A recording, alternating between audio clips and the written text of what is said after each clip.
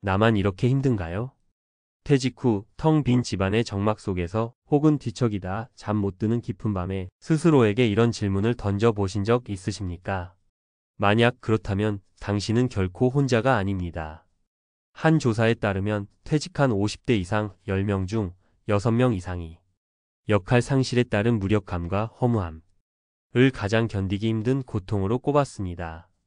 은퇴가 남성에게 미치는 심리적 타격은 우리가 생각하는 것보다 훨씬 심각해서 한 연구에서는 은퇴 후 남성이 우울증에 걸릴 확률이 여성보다 무려 2배 이상 높다고 지적합니다.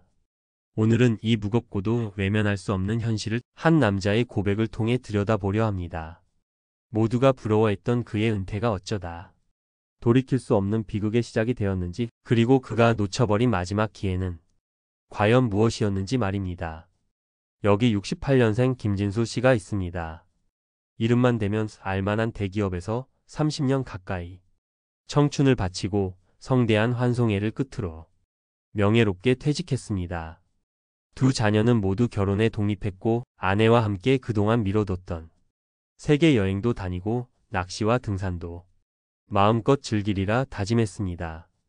두둑한 퇴직금과 꼬박꼬박 부어온 국민연금, 그리고 따로 관리해온 개인형 퇴직연금까지 적어도 돈 때문에 쩔쩔맬 일은 없을 거라고 그는 스스로 완벽하고 성공적인 인생 이막을 맞이할 준비가 되었다고 굳게 믿었습니다.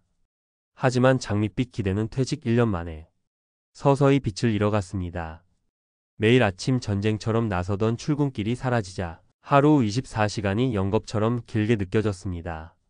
수십 년간 김 부장이라는 이름으로 맺어졌던 그 많던 사회적 관계망은 퇴직과 동시에 신기루처럼 흩어졌습니다. 한 언론 기사에서 본 58세 남성의 이야기처럼 그 역시 내가 이제 쓸모없는 인간이 된 것 같다 는 생각에 사로잡히기 시작했습니다. 처음에는 저녁 식탁에서 아내와 마주 앉아 하루의 피로를 푸는 반주 한 잔이 어느새 아내가 외출한 텅 빈 집에서 혼자 마시는 낮술로 변해갔습니다. 그리고 3년이 흐른 지금 김진수 씨의 일상은 완전히 무너져 내렸습니다. 한 정신의학 전문지에 실린 어느 아내의 고백처럼 그의 아내 역시 남편이 쏟아내는 폭언과 예측 불가능한 행동 때문에 깊은 우울증과 불면증에 시달리고 있습니다. 반주로 시작했던 술은 이제 눈을 뜨자마자 찾는 생명수가 되었고, 며칠 전에 자녀와 했던 약속조차 까맣게 잊어버리는 일이 잦아졌습니다. 이것이 바로 오늘 우리가 마주한 68년생 부장의 마지막 고백의 현재 모습입니다. 도대체 무엇이 잘못된 걸까요?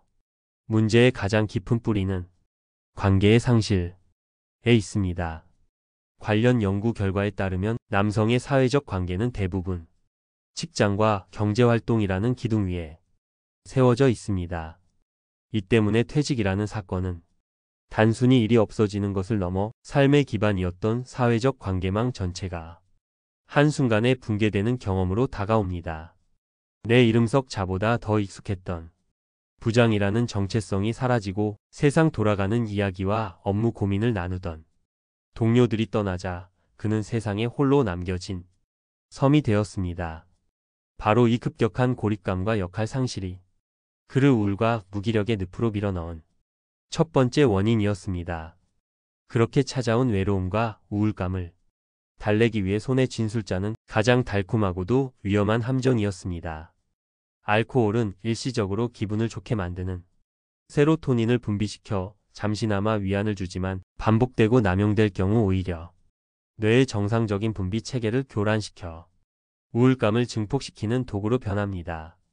결국 우울해서 마신 술이 더 깊은 우울을 부르고 그 우울을 잊기 위해 더 많은 술을 찾는 끔찍한 악순환에 빠지게 된 것입니다. 실제로 우울증 환자의 과반수가 치료에 심각한 방해가 될 정도로 과도한 음주를 한다는 조사 결과는 이것이 김진수 씨 개인만의 문제가 아님을 명확히 보여줍니다. 하지만 정말 끔찍한 비극은 따로 있었습니다. 김진수 씨가 약속을 잡고 있고 사소한 일에 불같이 화를 내는 것은 이제 단순한 술주정이 아닐 가능성이 높습니다. 한 의료 전문지의 경고처럼 이것은 과도한 음주로 뇌세포가 서서히 파괴되는 알코올성 치매의 명백한 초기 증상일 수 있습니다. 기억을 저장하는 해마와 감정과 충동을 조절하는 전두엽이 알코올에 의해 손상되면서 폭력성이 증가하고 판단력이 흐려집니다. 여기서 더 심각해지면 방금 나눈 대화 내용을 통째로 잊어버리고 그 빈자리를 스스로 지어낸 허구의 이야기로 채우는 작화증이라는 무서운 증세까지 나타날 수 있습니다. 술로 외로움을 달래려던 한 남자의 선택이 자신의 뇌를 파괴하는 돌이킬 수 없는 결과로 이어지고 있었던 것입니다. 이 비극은 결코 김진수 씨 개인에게만 머물지 않았습니다. 가장 가까이서 그를 지켜보는 아내는 남편의 폭언과 불안정한 모습에 매일 피가 마르며 함께 병들고 있습니다. 이제 자녀들은 더 이상 아버지를 존경의 눈으로 바라보지 않습니다. 한때 가족의 웃음소리로 가득했던 집은 이제 숨막히는 긴장감과 불안이 감도는 전쟁터가 되었습니다. 한 사람의 은퇴 증후군이 가정 전체를 파괴하는 비극으로 번지고 만 것입니다. 자, 지금까지 우리는 한 남자의 안타까운 추락을 지켜봤습니다. 하지만 지금부터가 진짜 중요합니다. 절망 속에서도 희망을 찾고 비극을 막을 수 있는 길은 분명히 존재하기 때문입니다. 여기서 가장 중요한 첫걸음은 이 모든 상황을 의지가 약해서 정신력이 부족해서 라고 탓하는 시선을 거두는 것입니다. 정신건강의학과 전문의들은 하나같이 알코올 중독을 의지의 문제가 아닌 치료가 반드시 필요한 뇌의 질병으로 봐야 한다고 강조합니다. 이 사실을 본인과 가족이 함께 인정하고 받아들일 때 비로소 이 어둡고 긴 터널에서 빠져나올 첫 번째 문을 열 수 있습니다. 그렇다면 구체적으로 무엇을 해야 할까요? 첫째, 잃어버린 하루의 규칙을 되찾아야 합니다. 전문가들은 퇴직 후 규칙적인 생활 습관이 무기력감을 이기는 가장 강력한 무기라고 말합니다. 너무 거창할 필요 없습니다. 매일 아침 8시엔 무조건 일어나 햇볕을 쬐며 30분 산책하기, 점심은 반드시 집이 아닌 동네 식당에서 해결하기, 오후 2시엔 도서관에 가서 신문 읽기. 이렇게 작지만 구체적인 나만의 시간표를 만드십시오. 텅 비어버린 시간을 단단한 규칙으로 채우는 것이야말로 무너진 일상을 재건하는 가장 기본적인 힘이 됩니다.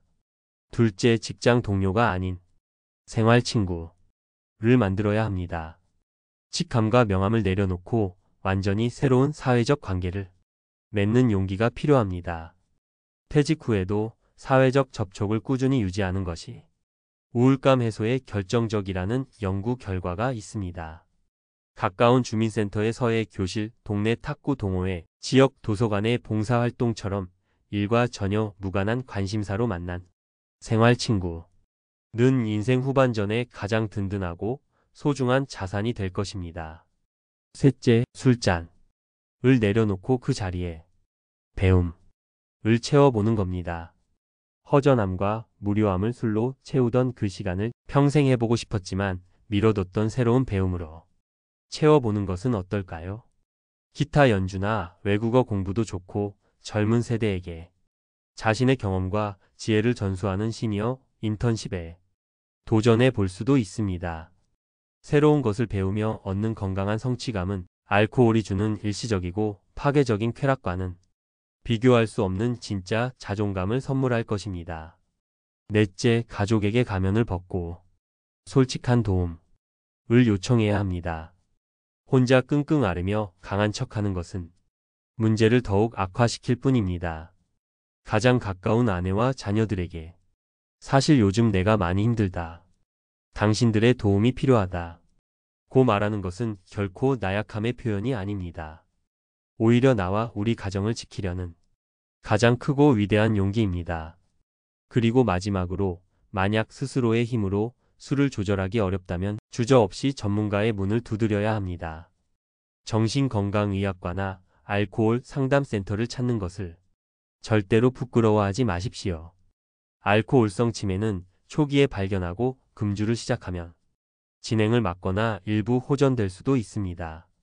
전문가의 도움을 받는 것은 나와 내 가족의 미래를 지키기 위한 가장 현명하고 책임감 있는 선택입니다. 물론 이 어두운 터널을 성공적으로 빠져나온 분들도 우리 주변에 많습니다. 평생 교직에 몸담았다가 퇴직 후 심한 우울증과 무력감을 겪었던 67세의 박철민 선생님. 그는 큰 용기를 내어 지역 복지관에서 컴퓨터 강사 봉사활동을 시작했습니다. 어르신들에게 스마트폰 사용법을 하나하나 알려주며 다시 선생님 소리를 듣게 되자 잃어버렸던 자존감과 삶의 활기를 되찾았습니다. 지금은 누구보다 건강하고 활기찬 제2의 인생을 살고 계십니다. 이처럼 위기는 어떻게 마주하느냐에 따라 새로운 기회의 문이 될 수 있습니다. 오늘의 이야기를 정리해 보겠습니다. 첫째, 은퇴 후 찾아오는 우울감과 무력감은 결코 나만의 문제가 아니라는 사실을 인정해야 합니다. 둘째, 외로움을 달래줄 것 같았던 술이 우울과 치매를 부르는 끔찍한 독이 될 수 있음을 반드시 명심해야 합니다. 그리고 마지막으로 이를 극복하기 위해 규칙적인 일상, 새로운 관계, 솔직한 대화, 그리고 전문가의 도움이 반드시 필요하다는 것을 기억해야 합니다. 영상 제목 속 68년생 부장의 마지막 고백은 결코 인생의 끝을 의미하지 않습니다. 오히려 자신의 깊은 아픔을 정면으로 마주하고 세상의 도움을 요청하는 첫 번째 고백이 되어야 합니다. 나만 이렇게 힘든가요? 라는 외로운 질문에 대한 우리 사회의 대답은 이것이어야 합니다. 아니요, 당신은 혼자가 아닙니다. 그리고 우리는 함께 이겨낼 수 있습니다. 오늘의 이야기가 당신의 어깨를 누르는 무거운 짐을 조금이나마 덜어내고 새로운 시작을 위한 작은 용기가 되기를 진심으로 바랍니다. 오늘 내용이 마음에 와닿으셨다면 구독과 좋아요로 응원해 주십시오. 혹시 비슷한 고민을 하고 계시거나 주변의 안타까운 사례를 알고 계신다면 댓글로 여러분의 소중한 생각과 경험을 나눠주시기 바랍니다. 여러분의 이야기가 또 다른 누군가에게는 큰 위로와 희망이 될 수 있습니다. 감사합니다.